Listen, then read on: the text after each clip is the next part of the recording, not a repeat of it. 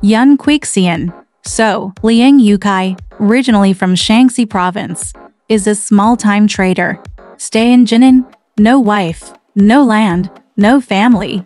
One day, Liang Yukai went with someone else to climb Mount Tai.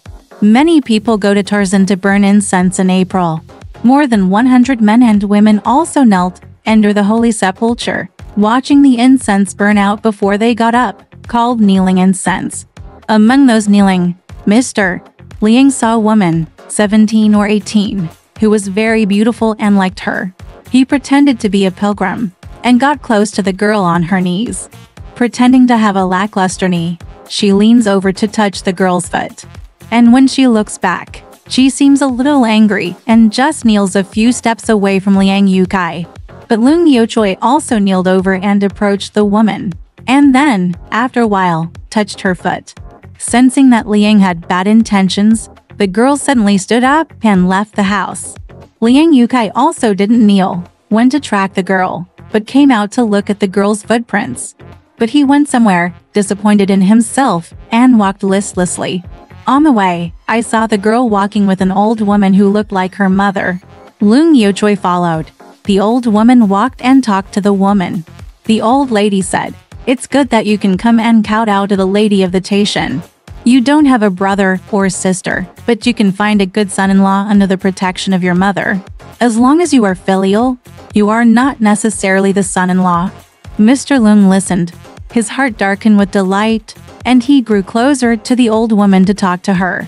The old woman gave her name as Yan, and her daughter, Cuixian, is her biological daughter who lives in Cuixian, more than 40 miles away.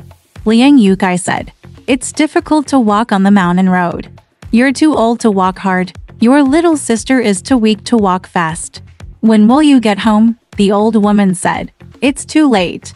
We're going to stay in her uncle's house." Liang Yukai added, "Just now, you said that finding your son-in-law is not a poor thing, as long as it is nice. I am not married, can I please you?" The old woman asked her daughter. The girl didn't talk. "He's not blessed. He's a bumpy person. He's prone to capriciousness. And I can't wife this lover," the woman said after asking her several times. Mr. Lung listened, tried to be honest, and took an oath of allegiance. The old woman said yes to his marriage after hearing it very pleasantly. The girl was upset and changed her face. The old woman took another shot of Liang Yukai, expressing her kindness. Mr. Liang was more courageous, offering to pay the men to carry her, telling her mother and daughter to sit and walk behind like servants. Whenever there's trouble walking, he calls his salesman to walk slowly, not swinging, and he's very courteous. After a while, when I entered a village, the old woman invited Liang to join her uncle.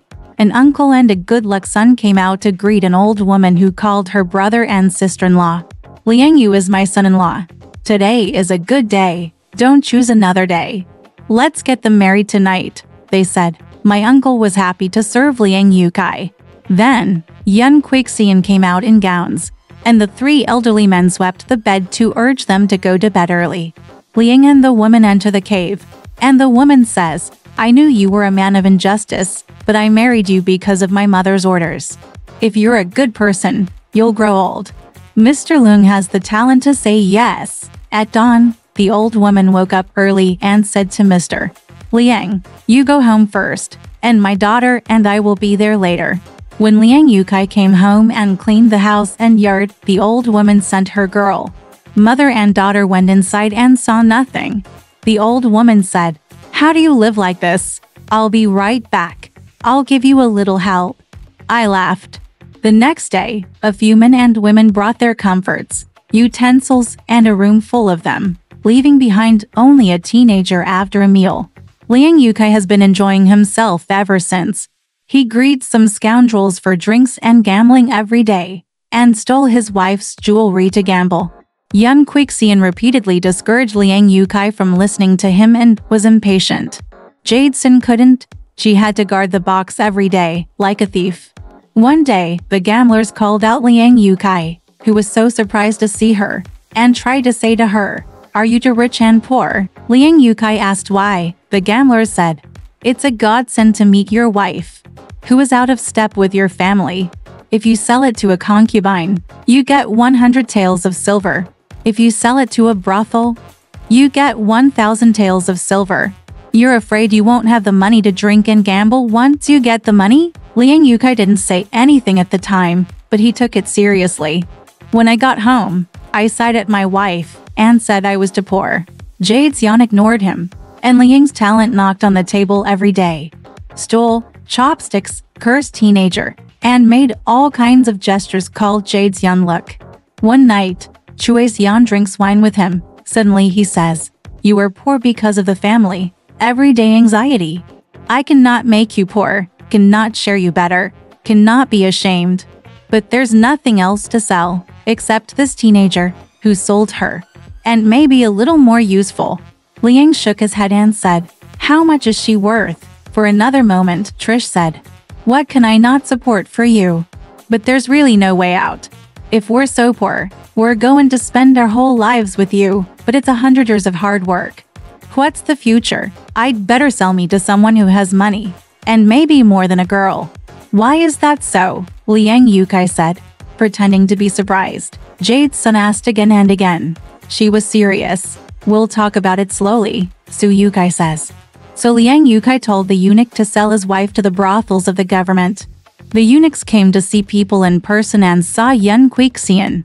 They were very happy, afraid of not being able to get hold of them. They set down their official documents and paid 800 strings of money.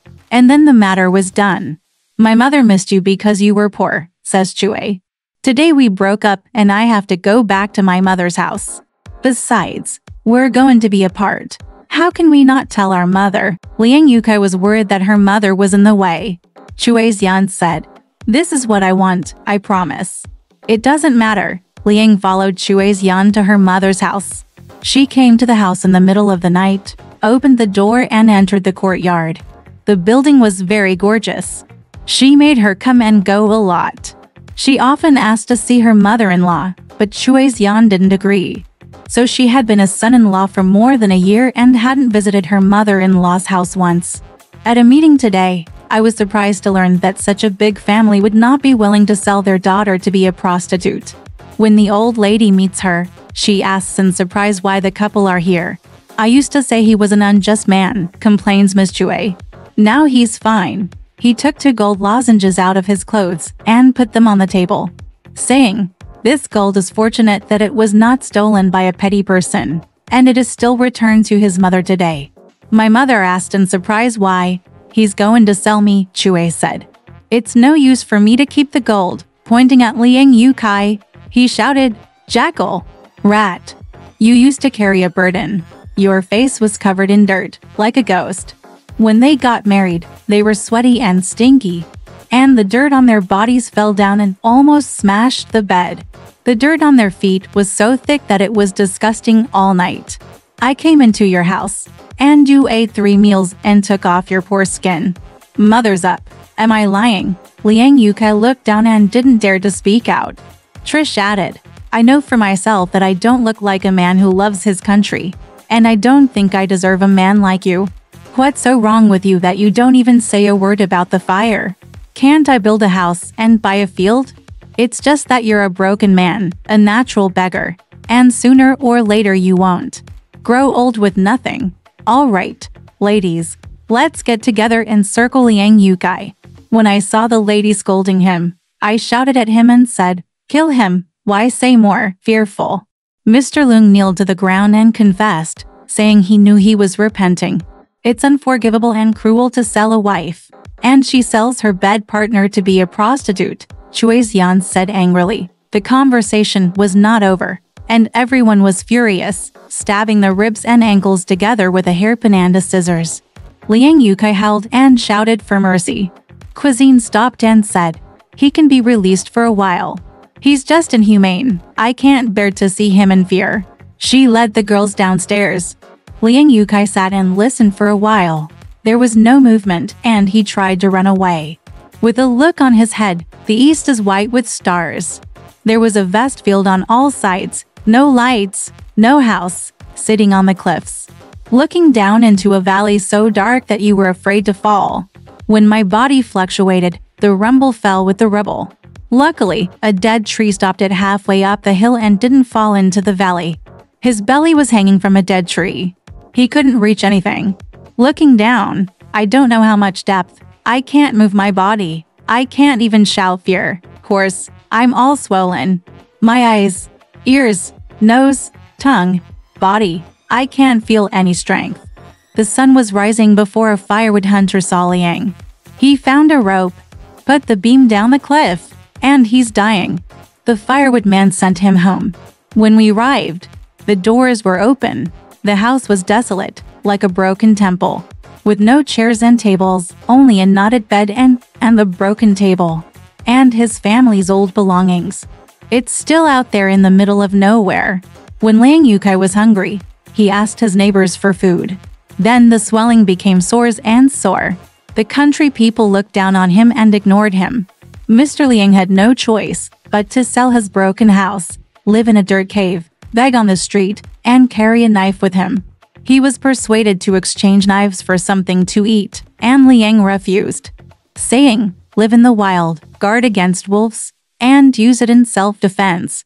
Later, Liang Yukai was arrested and jailed after he met the man who had urged him to sell his wife on the road, approached him to speak to him and suddenly pulled out the knife to kill him. The prefectural officer learned of some of the circumstances. He had no patience to abuse him, only to lock him up, and it was not long before Liang Yukai died in prison. He said, "To marry a beautiful woman as far away as the mountains, and to be poor with myself, is not something I would like to be called king to my south. I'm not a good person. Instead, I resent my friend who seduced me into doing evil." Alright, this story has come to an end. If you liked it, please give it a thumbs up. Thank you.